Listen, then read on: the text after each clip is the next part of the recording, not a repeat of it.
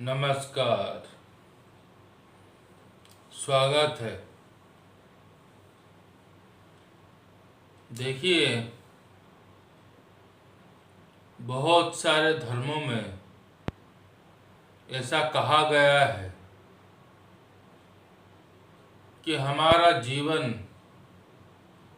दुखों से, कष्टों से भरा हुआ है और एक दिन ऐसा समय आएगा जब ईश्वर खुद धरती पे अवतरित होंगे, धरती पर आएंगे और हमें अपने दुखों से, अपने कष्टों से मुक्ति दिलाएंगे। ये बात सत्य नहीं है। हालांकि हम सब में ऐसे बहुत लोग हैं जो इस बात को सत्य मानते हैं, लेकिन ये सत्य नहीं है। हाँ, हो सकता है कोई महापुरुष आए, लेकिन वो भी हमें अपने कष्टों से या दुखों से मुक्ति नहीं दिला सकते। ज़्यादा से ज़्यादा वो हमें समझाने की कोशिश कर सकते हैं, वो हमें सत्य बताने की कोशिश कर सकते हैं, सत्य की तरफ इशारा कर सकते हैं, लेकिन हमें खुद को समझना पड़ेगा। हमें खुद को सत्य को अनुभव करना पड़ेगा, तब जाकर हमें अपने दुखों से, अपने कष्टों से मुक्ति मिलेगी। हमें संपूर्ण जागृत होना पड़ेगा। हमारी जागृति ही हमारे सारे समस्याओं को समाधान कर देगी। कोई भी महापुरुष आए तो वो हमें जागृत होना बताएंगे, जागृति का अहमियत समझाएंगे, सत्य क्या है उसकी तरफ इशारा करेंगे। लेकिन कोई हमें दुखों से या कष्टों से मुक्ति नहीं दिला सकता। हमें स्वयं को ही दुखों से मुक्ति दिलाना पड़ेगा। आप सबने महाभारत सुना होगा या देखा होगा। महाभारत में एक वीर थे, कर्ण। कहा जाता है उनके पास एक ऐसा कवच था जो कि अभेद्य था, जिसको कोई भी अस्त्र या शस्त्र भेद नहीं कर सकता था। क्या था वो कवच? क्या ऐसा कोई कवच संभव है? हाँ, है। वो कवच था रिफ्लेक्सेस। कोई भी अस्त्र, कोई भी शस्त्र उनके ऊपर आक्रमण करता था या किसी भी प्रकार से उनके ऊपर कोई भी आक्रमण होता था, तो वो आक्रमण उनको छूने से पहले वो वहां से हट जाते थे।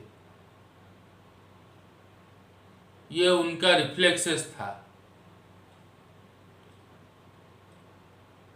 और वो इतना पावरफुल था कि उनको कोई भी आक्रमण छू नहीं सकता था। यही एक ऐसा कवच है जो कि अभेद्य है। लेकिन ये रिफ्लेक्सेस क्या है? ये हमारी अवेयरनेस का एक्सटेंशन ही है। रिफ्लेक्सेस हमारी जागृति का एक डायमेंशन है। आप सोचिए, अगर जागृति से रिफ्लेक्सेस मिल सकता है और उससे इतना ताकतवर या पावरफुल बना जा सकता है, तो संपूर्ण जागृति क्या कर सकता है। संपूर्ण जागृति असंभव को संभव कर सकता है। संपूर्ण जागृत व्यक्ति का ना ही कोई दुख होता है और ना ही कोई पीड़ा होती है। वह अपने आप सारे समस्याओं का समाधान कर सकता है। वह अपनी समस्या का समाधान करने के लिए किसी ईश्वर पर या कोई भी बाहरी शक्ति पर निर्भर नहीं करता।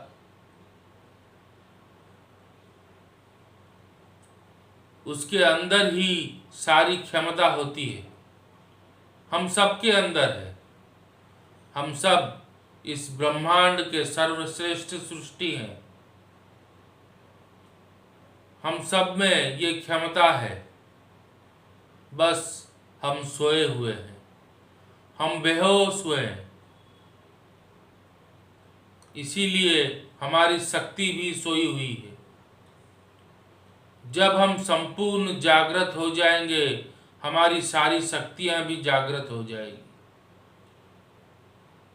और हम असंभव को संभव कर सकते हैं। इसी प्रकार से जब परमानंद की बात आती है, जब सुख की बात आती है, तो हम सोचते हैं कोई बाहर से आएगा, कोई व्यक्ति आएगा हमारे जीवन में और हमसे बड़ा प्रेम करेगा, तब हम बड़े सुख हो जाएंगे, बड़े सुखी हो जाएंगे। ये धारणा भी गलत है। हमें एक व्यक्ति क्या 100 व्यक्ति भी अगर प्रेम करेंगे तो हमारे जीवन में सुख नहीं आएगा। ये एक भ्रम है। अगर हमें सुख चाहिए तो हमारे अंदर प्रेम अंकुरित होना पड़ेगा।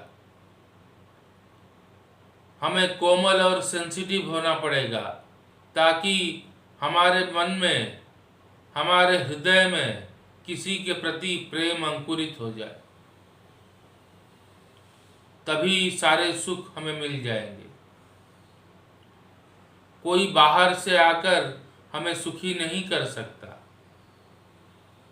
सब कुछ हमारे अंदर है। ईश्वर हमारे अंदर है। ऊर्जा हमारे अंदर है और सारे सुखों का रहस्य वो भी हमारे अंदर है। हमारा बस जागृत होने की देरी है।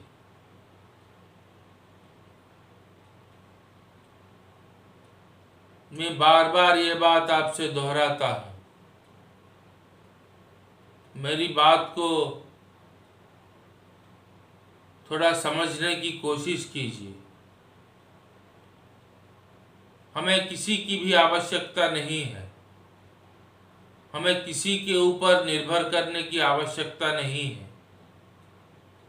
हमारे सारे समस्याओं का समाधान हमारे अंदर ही है। बस जागृत हो जाइए,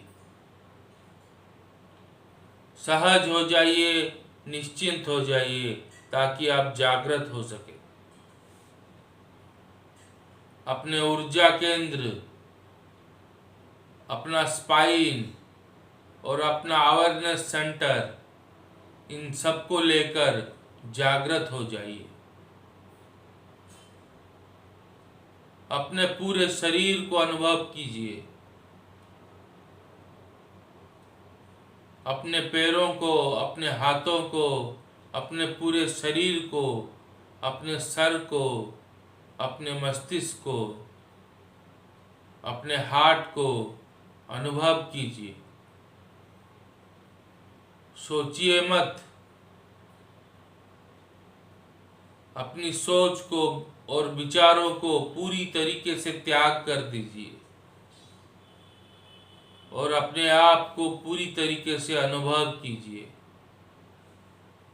आप जितना अनुभव करेंगे उतना जागृत होते जाएंगे। आपकी अनुभूति जितनी गहरी होती जाएगी, आपकी सेंसिटिविटी उतनी गहरी होती जाएगी। आप अपने आप प्रेम करने लगेंगे और ऐसे करते करते प्रेम में डूब जाएंगे। ध्यान करते करते ध्यान में डूब जाएंगे। फिर जीवन रसमय हो जाएगा, आनंदमय हो जाएगा। अगर आपको ध्यान की विधियों के बारे में जानना है तो मैंने 21 दिन का एक कोर्स बनाया है, वो इसी चैनल पर अवेलेबल है, आप उसे अवश्य देखें। अगर आपके मन में कोई सवाल है तो आप मुझे ईमेल कर सकते हैं। मेरा मेल आईडी इसी वीडियो के डिस्क्रिप्शन पर है। आपको अगर ध्यान की विधियों के बारे में, अवेयरनेस के बारे में और एब्सोल्यूट अवेयरनेस के बारे में विस्तार में पढ़ना है तो आप मेरा किताब इवॉल्व इनटू गॉड अवश्य पढ़ सकते हैं। अगर ये वीडियो आपको अच्छी लगी हो तो इसे लाइक ज़रूर कीजिएगा और चैनल को सब्सक्राइब ज़रूर कीजिएगा। याद रखिए, आपको किसी के ऊपर निर्भर करने की ज़रूरत नहीं है, ना ही धन के लिए, ना ही सुरक्षा के लिए और ना ही सुख के लिए। सारी शक्तियाँ आपके अंदर ही है, बस जागृत हो जाइए, निश्चिंत हो जाइए, सहज हो जाइए और जागृत हो जाइए। ध्यान में डूब जाइए, प्रेम में डूब जाइए। परमानंद ही आपका लक्ष्य है। जीवन को धन्य करना यही मनुष्य जीवन का उद्देश्य है।